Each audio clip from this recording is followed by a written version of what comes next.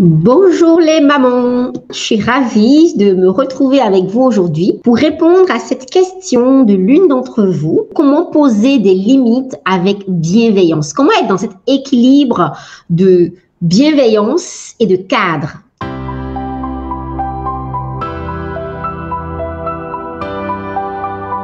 Donc aujourd'hui, nous allons voir comment poser des limites. Je n'aime pas trop ce mot de limite, j'en parlerai dans une autre vidéo. Comment poser un cadre bienveillant, soutenant, un cadre plein d'amour, un cadre bienveillant, un cadre plein de douce bienveillance envers son enfant et donc aussi envers soi-même. Vous allez voir que pour moi, tout est lié. Et dans cette vidéo, je vais vous partager donc... On va d'abord définir qu'est-ce que c'est que la guidance dont elle a parlé, qu'est-ce que c'est que le laisser-être dont elle a parlé. Puis je vous donnerai des clés donc pour trouver l'équilibre, des clés déjà pour amener une structure, amener cette guidance et des clés pour amener ce lâcher-prise. Et puis, on va aller faire il y a des petits exercices, des petites questions que vous pourriez vous poser pour retrouver un peu cet équilibre en vous. Elle m'a demandé comment être dans la justesse entre la guidance et le laisser-être. Qu'est-ce que la guidance finalement? Pour moi, la guidance, guider un enfant, c'est amener un cadre, c'est amener une structure, c'est amener ce qu'on appelle communément poser des limites. Dans une autre vidéo, je t'expliquerai qu'en fait, on parle de limites, mais ce n'est pas vraiment ça. Donc, guider un enfant, c'est l'amener dans une direction, c'est l'accompagner vers quelque chose. C'est guider, alors, certains peuvent le confondre avec éduquer. Pour moi, éduquer, c'est assez...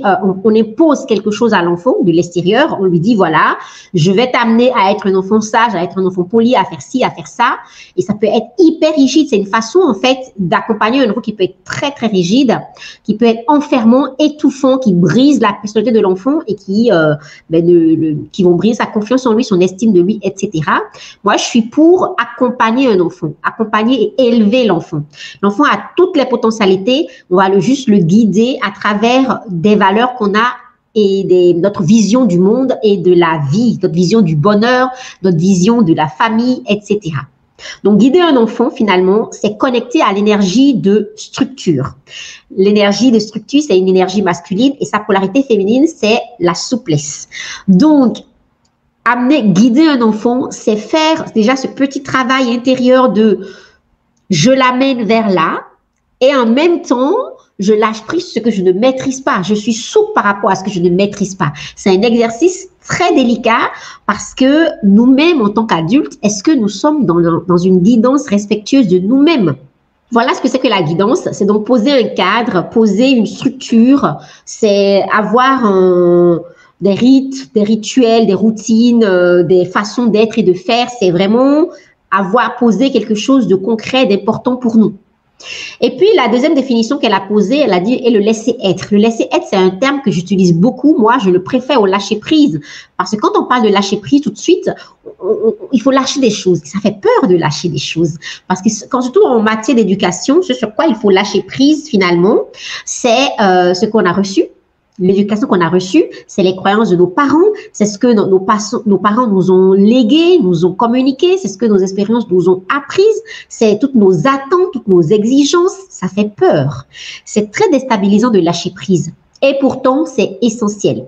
Donc, laisser être, finalement, c'est donc lâcher prise sur nos attentes, nos exigences de parents, sur notre façon de voir, sur ce qu'on veut que l'enfant devienne, ce que l'enfant y soit. Donc, c'est une énergie de réceptivité. Donc, c'est une énergie d'accueil, d'ouverture. C'est une énergie qui s'oppose à la polarité masculine qui est le contrôle. On a très envie, en fait, de contrôler nos enfants dans notre société moderne. Hein, tout est contrôlé. C'est vraiment une société de performance, de compétitivité où le contrôle est ce qui est très, très marqué. Alors, il y a, donc dès le début de la grossesse, on contrôle tout ce qui se passe, on contrôle l'accouchement, on contrôle le bébé, est-ce qu'il fait ses nuits, est-ce qu'il a ci, est-ce qu'il a fait ça, on prescrit même quand est-ce qu'il doit savoir lire, acquérir des compétences, etc. Il y a énormément de contrôle, en fait, c'est important de ramener de la souplesse, de ramener de la réceptivité, de ramener du laisser-être. Laisser-être est très important. Alors, il faut vraiment comprendre que donc la guidance, c'est hyper important. c'est donc le cadre, ça va apporter de la sécurité. L'enfant a besoin de cadre pour se sentir sécurisé, pour avoir un socle. C'est les racines qu'on pose à l'enfant qui sait par exemple que mes parents, ils sont toujours là pour moi, mes parents, ils sont comme ça, mes parents, ils feront ceci pour moi, mes parents, ils aiment ça, etc. Ça ramène une sécurité intérieure certaine.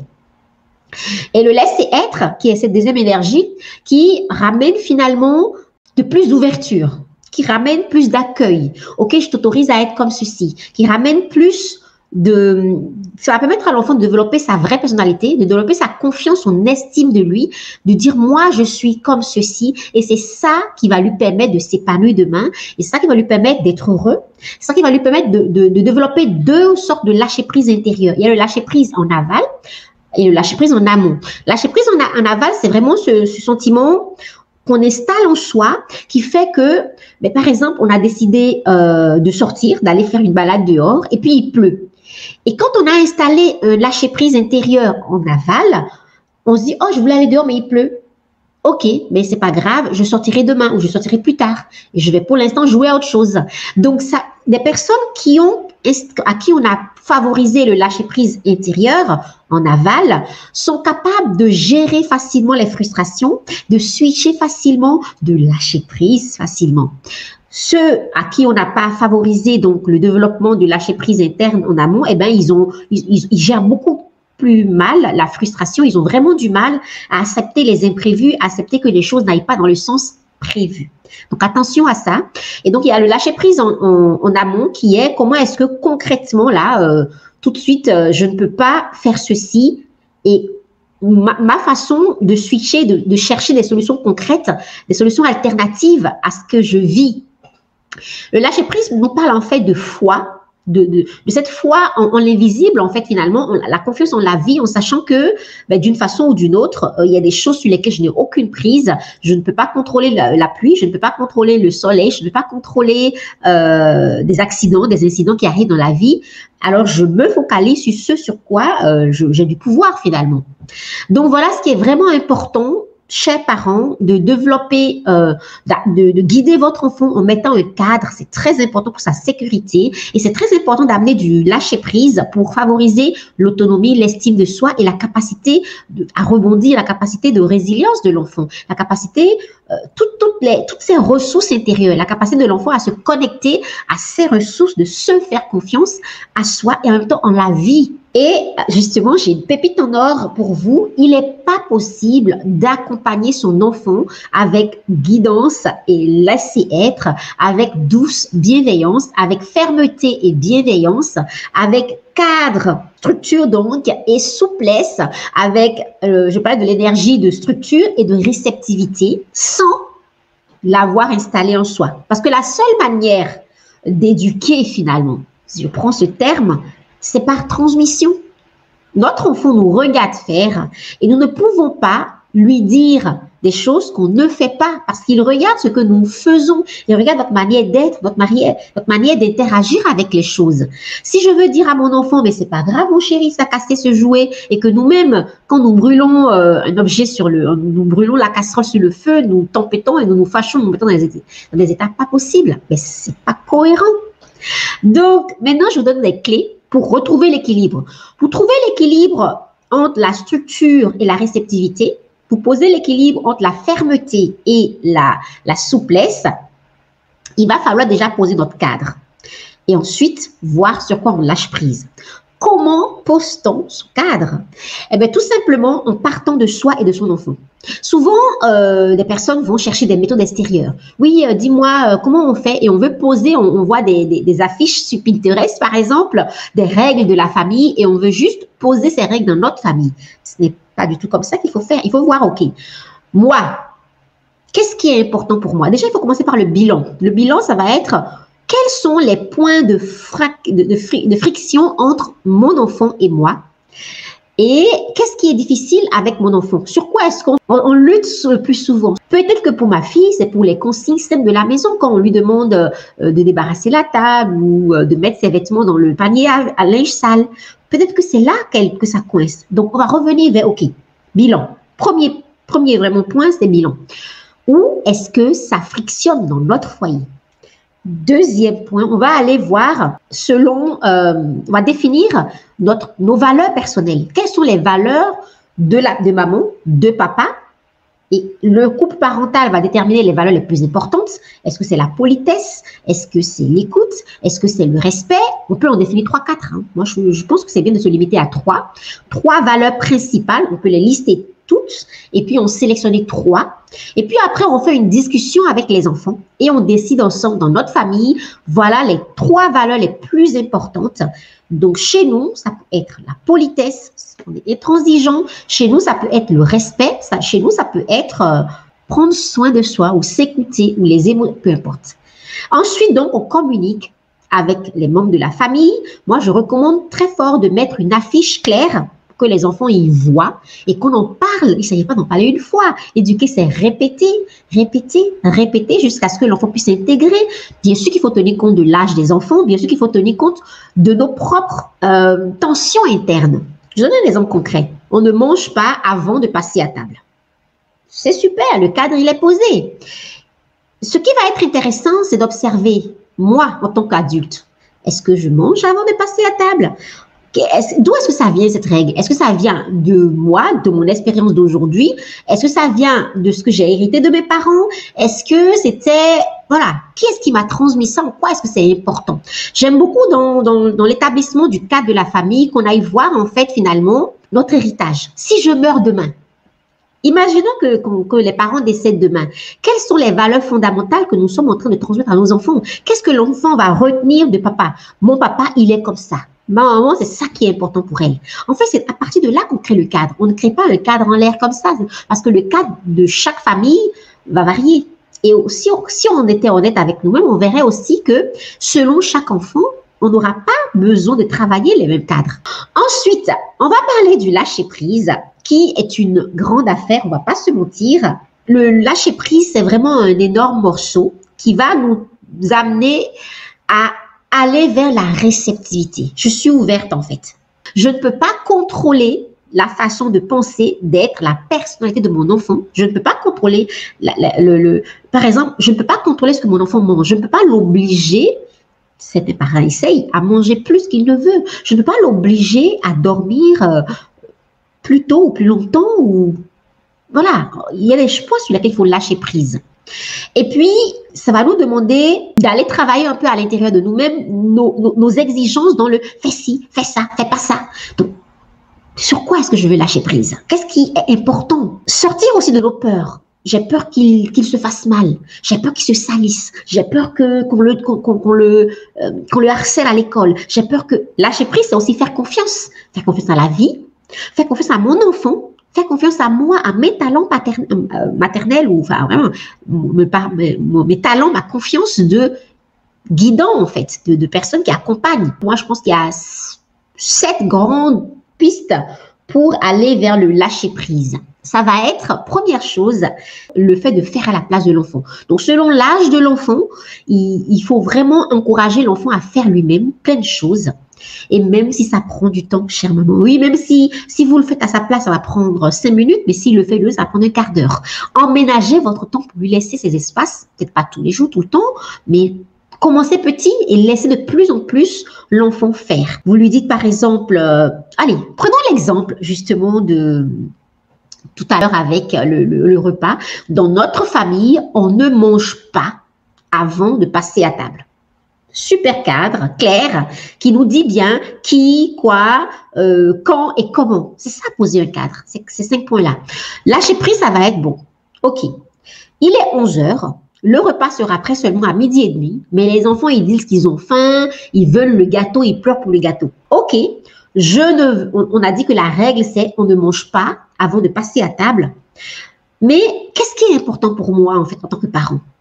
Quel est le plus important? Quelle est ma valeur principale? Est-ce que ma valeur, c'est plutôt on mange santé dans notre maison? Si c'est qu'on mange santé, je pourrais lâcher prise sur le gâteau et accueillir peut-être un fruit, un légume. Peut-être que je peux dire à mon enfant, en assouplissant le cadre, ramener de la souplesse dans ma structure. OK, on a dit qu'on ne mange pas avant de passer à table, mais puisque tu as tellement faim, je suis dans la réceptivité, dans l'accueil, je propose que tu puisses manger soit des carottes, soit de la salade, soit une pomme. Comment est-ce que tu penses de ça? Et en fait, quand je propose ça, quand je remets de la structure, de la souplesse dans ma structure, je lâche prise donc sur le fait que c'est un non ferme, je ramène de la souplesse. Il faut être capable d'accueillir. Là, on plombe l'énergie de la réceptivité. Si l'enfant est frustré, s'il pleure, non, moi je suis absolument mon gâteau, on accueille.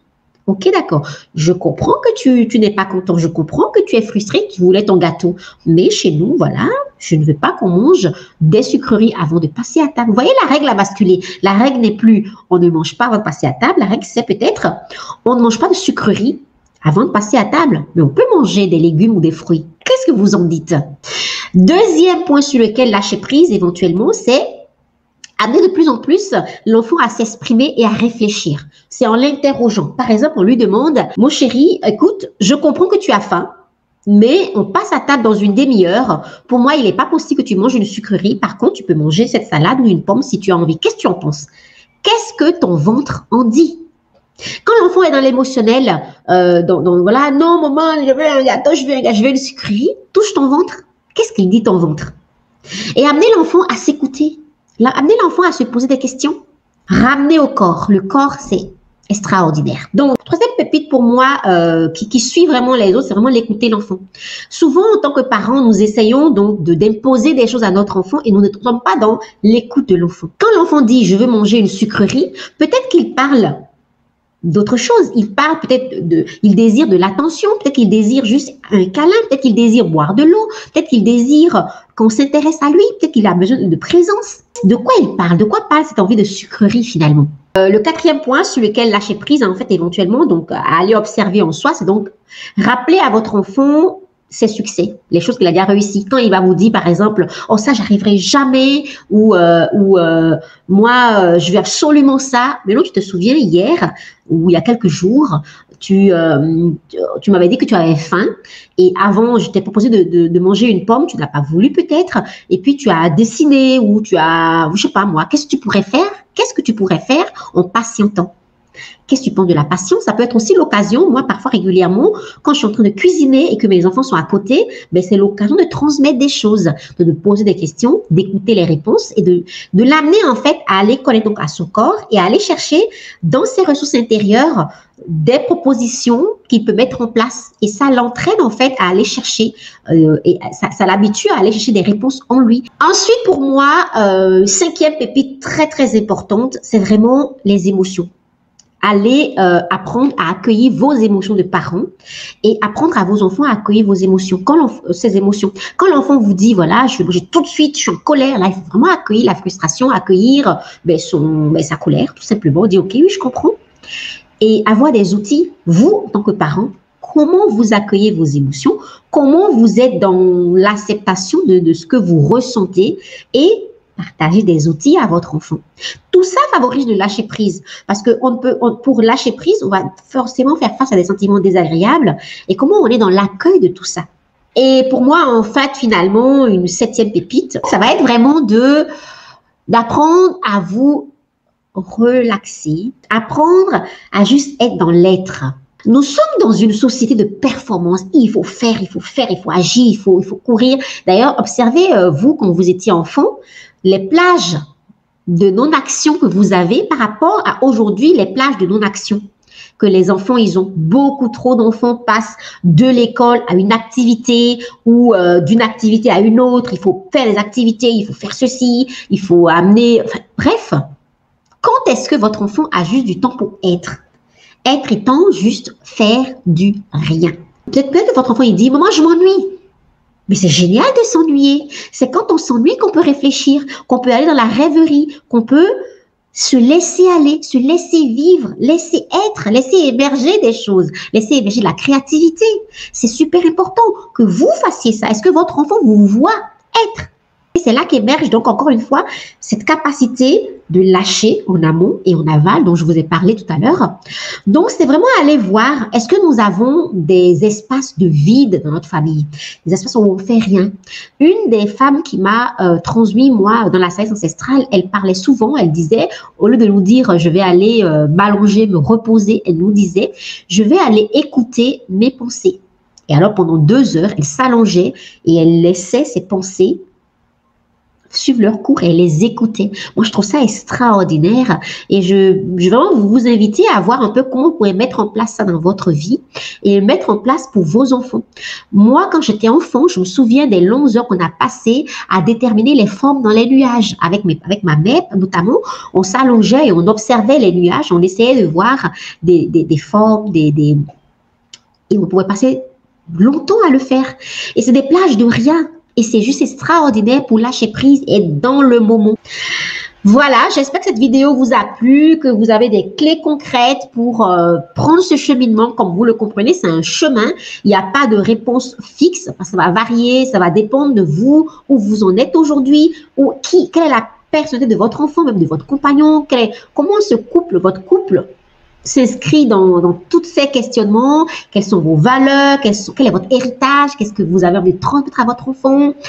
Et puis, donc voilà. Voilà tout pour cette vidéo. Je suis vraiment ravie d'avoir échangé tout ça avec vous. Et si vous voulez expérimenter, mais vraiment, à l'intérieur de vous, ce lâcher prise, expérimenter ce doux équilibre entre la structure et la réceptivité. Je vous invite, je mettrai sous cette vidéo, je vous invite à rejoindre la pause sacrée de maman, qui est une petite formation de 7 jours qui va vous enseigner les 7 énergies fondamentales à traverser en tant que maman pour mettre en place justement cet équilibre entre le cadre, la structure, la réceptivité, la souplesse et le contrôle. Donc, un juste équilibre, celui qui est juste pour nous, ça nous permet de placer notre curseur là où nous avons besoin. Je suis ravie d'avoir échangé avec vous.